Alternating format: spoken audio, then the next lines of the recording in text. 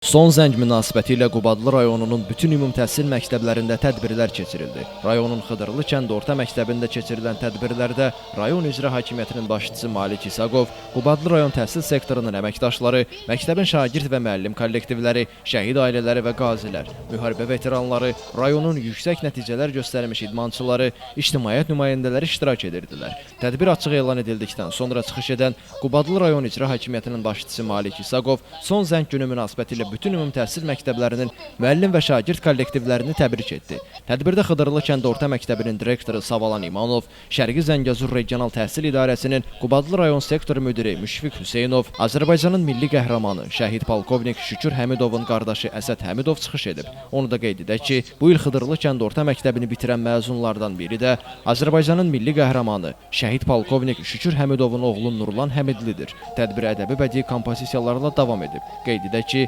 ölkə prezidentinin diqqət və qayğısı nəticəsində rayonda təhsilin infrastrukturu yaxşılaşıb, son illərdə 17 yeni məktəb binası istifadəyə verilib, digər məktəblər isə əsaslı təmir edilib. Ötən il rayonun ümumi təhsil məktəblərini bitirən 738 nəfər məzundan 626 nəfəri ali məktəblərə sənəd verib, onlardan 484 nəfər ali məktəblərə qəbul olub, 55 nəfər 500-600 arası, 34 nəfər isə 600-700 arası bal toplayıb. Vətənpərvərlik ruhunda keçirilən tədbir alqışlarla qarşılanıb. Bildirək ki, hazırda ümummilli lider Heydər Əliyevin layiqli davamçısı Prezident İlham Əliyevin rəhbərliyi ilə həyata keçirilən siyasət nəticəsində ölkəmiz yeni nailiyyətlər qazanaraq güclü və nüfuzlu dövlətlər sırasında öz mövqeyini daha da möhkəmləndirib. Vətən müharibəsində qazanılan möhtəşəm zəfər də bu uğurların məntiqi nəticəsidir. 44 günlük Vətən müharibəsi ərzində Prezidentimiz Müzəffər Ali Baş Komandan İlham Əliyevin rəhbərliyi ilə Azərbaycan ordusunun qəhrəmanlığı nəticəsində torpaqlarımız işğaldan azad edildi. Vətən müharibəsi tariximizin ən parlaq səhifəsinə, Azərbaycan xalqının iftixar və qürur mənbəyinə çevrildi.